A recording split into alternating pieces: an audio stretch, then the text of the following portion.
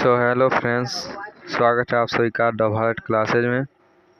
आज हम बिहार बोर्ड भौतिक क्लास 10th के प्रकाश के परावर्तन और अपवर्तन को के वीवीआई प्रश्न को पढ़ेंगे। वीआईपी क्वेश्चन सीरीज है ये। पहले क्वेश्चन पर हम चलेंगे। पहला क्वेश्चन है हमारा, प्रकाश की किरणें हमेशा गमन करती है। प्रकाश की किरणें हमेशा सीधी रेखा में गमन करती है। ऑप्शन नंबर ए सही हो जाएगा। ये क्वेश्चन 2017 में और 2020 में पूछी गई है। अगला क्वेश्चन है हमारा, प्रकाश के परावर्तन के कितने नियम हैं? तो इसका सही आंसर हो जाएगा 2। ऑप्शन नंबर बी इसका सही आंसर हो जाएगा। अगला हमारा क्वेश्चन है, किस दर्पण में वस्तु से बड़ा प्रतिबिंब बनता है? तो इसका ऑप्शन नंबर बी हो जाएगा। अवतल दर्पण में वस्तु से बड़ा प्रतिबिंब बनता है। अगला हमारा क्वेश्चन आएगा, समतल दर्पण द्वारा बना प्रतिबिंब हमेशा कैसा होता है? तो समतल दर्पण द्वारा बना प्रतिबिंब हमेशा काल्पनिक होता है। इसका ऑप्शन नंबर बी सही हो जाएगा। अगले क्वेश्चन पर हम चलेंगे। दाढ़ी बनाने के लिए उपयुक्त दर्पण निम्न में से कौन है? दाढ़ी बनाने के लिए उपयुक्त दर्पण हमारा अवतल दर्पण हो जाएगा, क्योंकि इसमें चेहरा बड़ा बड़ा दिखता है, इसलिए इसका ऑप्शन नंबर बी सही हो जाएगा। अगले क्वेश्चन पर हम चलेंगे।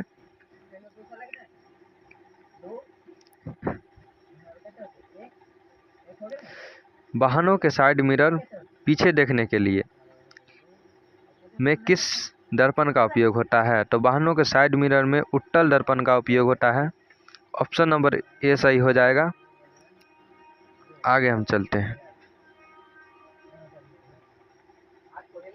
गोलीय दर्पण के लिए निम्न में से कौन सूत्र है? तो गोलीय दर्पण के लिए निम्न में से कौन सूत्र है? Option number A 1/v + 1/u = 1/f। Option number A हमारा सही आंसर हो जाएगा। देखिए, ये क्वेश्चन 2020 और 2022 में पूछा गया है। अगले क्वेश्चन पर हम चलेंगे।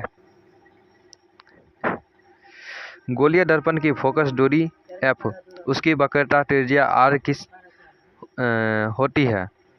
देखिए, गोलीय दर्पण की f फोकस और उसकी वक्रता त्रिज्या r की आधी होती है। f = r/2। Option number A सही हो जाएगा हमारा। अगले क्वेश्चन पर हम चलेंगे। एक गोलीय दर्पण की वक्रता त्रिज्या 20 सेंटीमीटर है, तो इसकी फोकस दूरी क्या होगी? तो जब गोलीय दर्पण की वक्रता त्रिज्या, तो f हमें निकालना है, तो f = r/2 होता है। तो हमें r दिया गया है 20 सेंटीमीटर, 20 सेंटीमीटर बटे 2, तो इसको काटेंगे तो यहाँ पर 10 हो जाएगा। तो 10 सेंटीमीटर हमारा सही आंसर हो जाएगा। Option number A. आगे हम चलेंगे।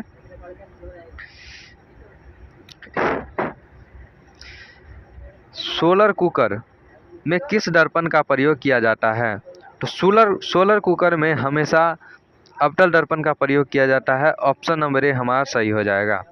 अगले क्वेश्चन पर चलेंगे। काल्पनिक प्रतिबिंब हमेशा कैसा होता है? काल्पनिक प्रतिबिंब हमेशा सीधा होता है। ऑप्शन नंबर ए हमारा सही हो जाएगा। अगला क्वेश्चन है हमारा, वास्तविक प्रतिबिंब हमेशा कैसा होता है? तो वास्तविक प्रतिबिंब हमेशा रियल इमेज जो होता है हमेशा उल्टा होता है। ऑप्शन नंबर बी याद रखिएगा आप लोग, हमेशा उल्टा होता है। आगे पढ़ेंगे। प्रकाश के अपवर्तन के कितने नियम हैं? प्रकाश के अपवर्तन के मूल 2 नियम हैं। ऑप्शन नंबर बी हमारा सही हो जाएगा।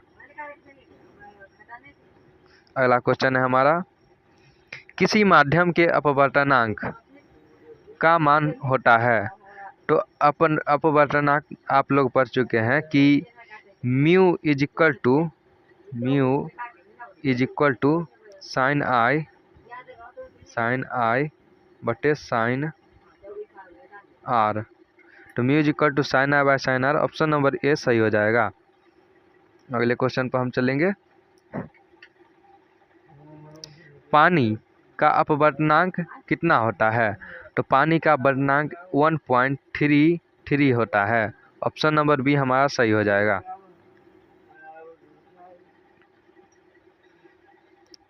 हीरे का अपवर्तनांक कितना होता है जो प्रकृति में सबसे अधिक है? तो हीरा आप लोग जानते हैं कि हमारे प्रकृति में सबसे अधिक है। तो हीरे का अपवर्तनांक 2.45 होता है। ऑप्शन नंबर सी सही हो जाएगा। अगले क्वेश्चन पर हम चलते हैं। सामान्य कांच का अपवर्तनांक लगभग कितना होता है? तो सामान्य कांच का अपवर्तनांक लगभग 1.5 होता है। ऑप्शन नंबर ए सही हो जाएगा।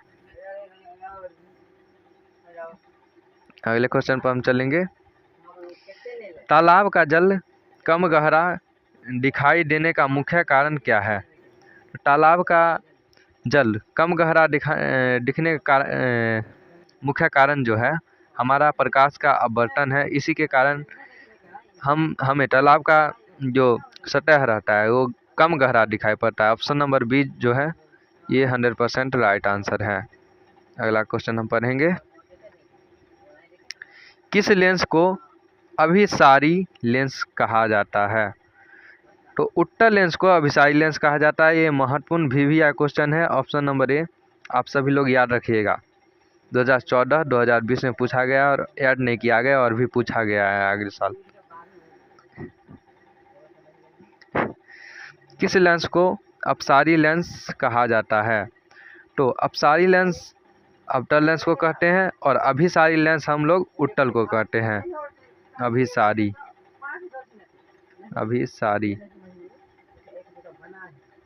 लेंस हम लोग उत्तल लेंस को कहते हैं। अगला क्वेश्चन है हमारा।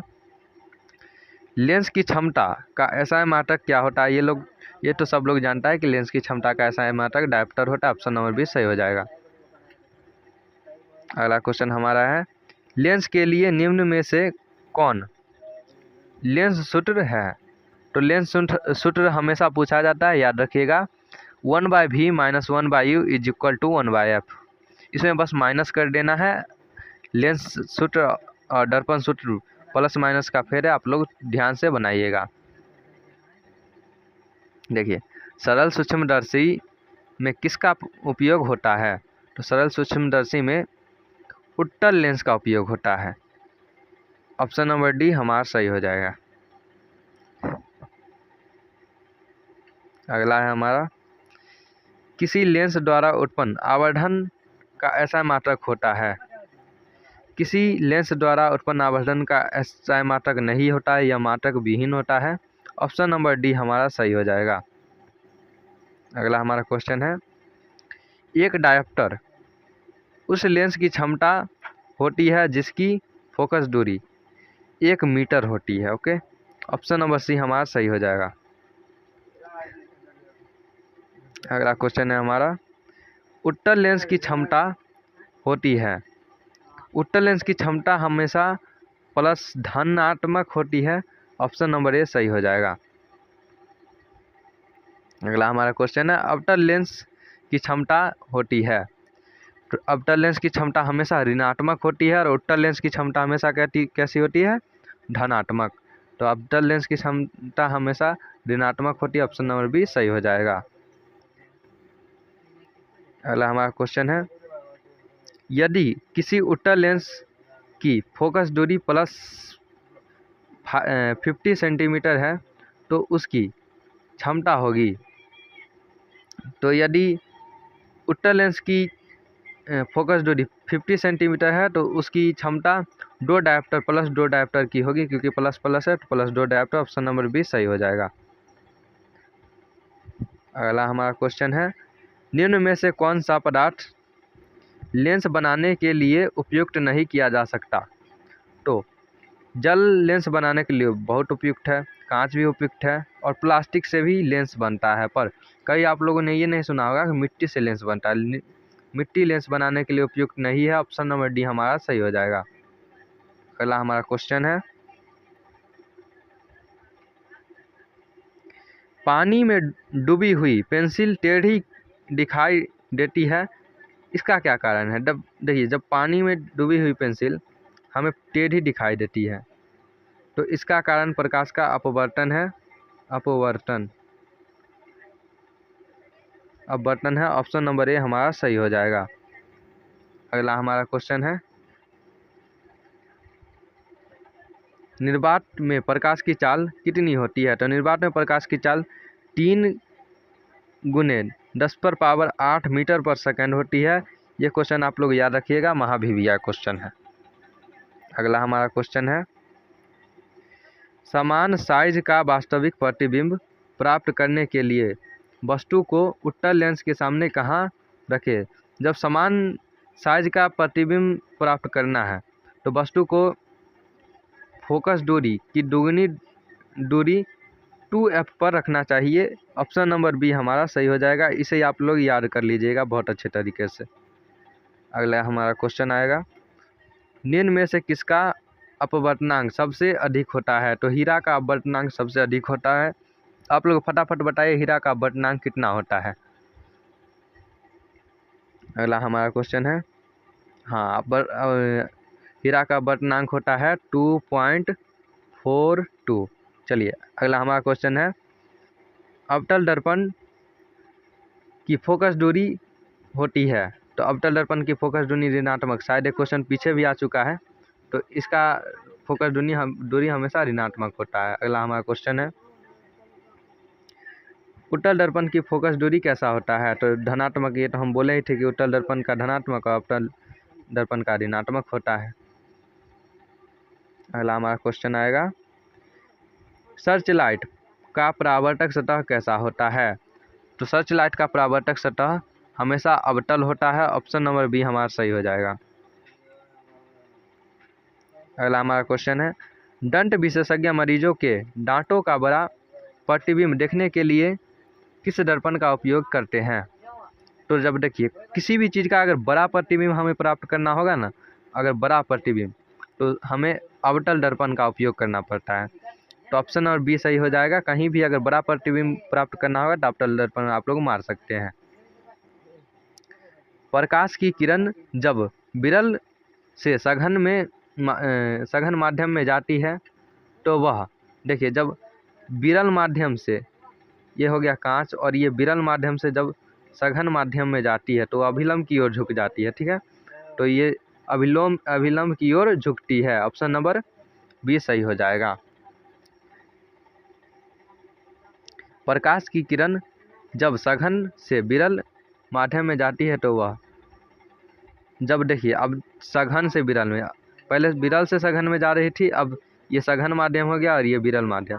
तो जब सघन से विरल में जाएगी तो ये अभिलंब से दूर हटेगी। ठीक है, तो अभिलंब से दूर हट रही है तो इसे कहेंगे अभिलंब से दूर भागती है। ऑप्शन नंबर ए सही हो जाएगा। अगला हमारा क्वेश्चन आएगा, पानी से भरी बाल्टी में रखा हुआ सिक्का उठा हुआ क्यों प्रतीत होता है? इसका कारण है प्रकाश का बटन। इसका कारण है जब पानी में रखा हुआ सिक्का हमें यहाँ रहता है तो यहाँ दिखता है। इसका कारण प्रकाश का अपवर्तन है। अगला हमारा क्वेश्चन आएगा, गोलीय दर्पण के ध्रुव P और मुख्य फोकस F के बीच की दूरी को क्या कहते हैं? तो गोलीय दर्पण के ध्रुव और मुख्य फोकस के बीच की दूरी को हम फोकस दूरी कहते हैं। ऑप्शन नंबर बी हमारा सही हो जाएगा। अगला क्वेश्चन पे हम लोग चलते हैं, उत्तल लेंस द्वारा काल्पनिक तटस्थ और सीधा प्रतिबिंब तब बनता है जब वस्तु रहती है, कहाँ रहती है? फोकस और लेंस के बीच, मतलब एफ और पी के बीच।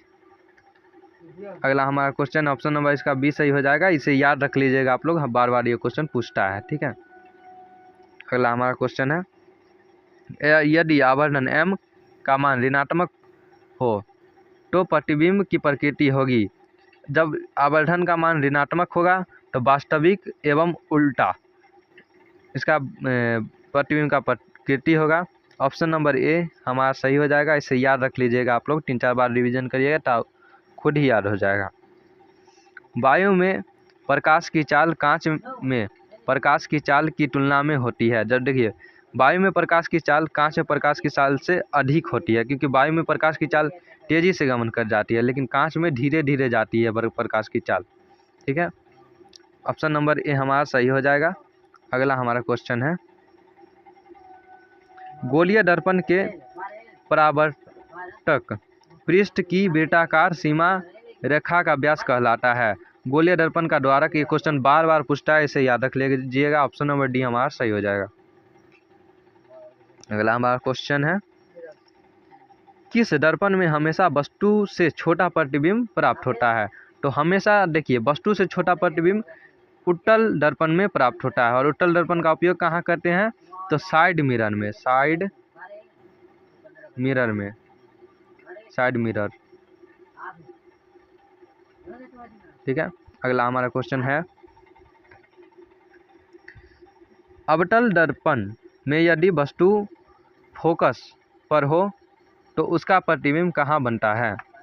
देखिए, जब अवतल दर्पण में वस्तु फोकस पर होगा ना, अवतल दर्पण में जब वस्तु फोकस पे होगा तो उसका प्रतिबिंब हमेशा अनंत पर बनेगा। ठीक है, ऑप्शन नंबर सी सही हो जाएगा। अगला क्वेश्चन हम पढ़ेंगे।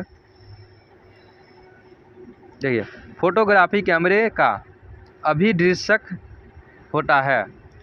फोटोग्राफी कैमरे में जो लेंस लगा रहता है वो लेंस उत्तल लेंस का होता है। ठीक है, तो इसे उत्तल लेंस हम कहेंगे, अभिदृश्यक जो होता है उत्तल लेंस का बना रहता है। ऑप्शन नंबर ए हमारा सही हो जाएगा। ओके, अगला हमारा क्वेश्चन है, और ये हमारा लास्ट क्वेश्चन है, 50 पूर गया है लगभग। तो हम अगला क्वेश्चन 50वां पढ़ते हैं। प्रकाश के अपवर्तन के द्वितीय नियम, स्नेल का नियम में क्या अचर रहता है? देखिए, केवल प्रकाश का वर्ण मतलब रंग और निश्चित माध्यम युग्म, ये हमेशा ये याद कर लीजिएगा। प्रकाश के द्वितीय नियम को स्नेल का नियम भी कहते हैं, और इसमें क्या अचर रहता है? तो केवल प्रकाश का रंग और निश्चित माध्यम युग्म। ऑप्शन नंबर बी सही हो जाएगा। आप लोग सब याद रख लीजिएगा। तो द भारत क्लासेस से जुड़ने के लिए आप लोगों का धन्यवाद। इस क्लास की फ्री PDF नोट्स डाउनलोड करने के लिए हमारे टेलीग्राम ग्रुप से जुड़ जाइए।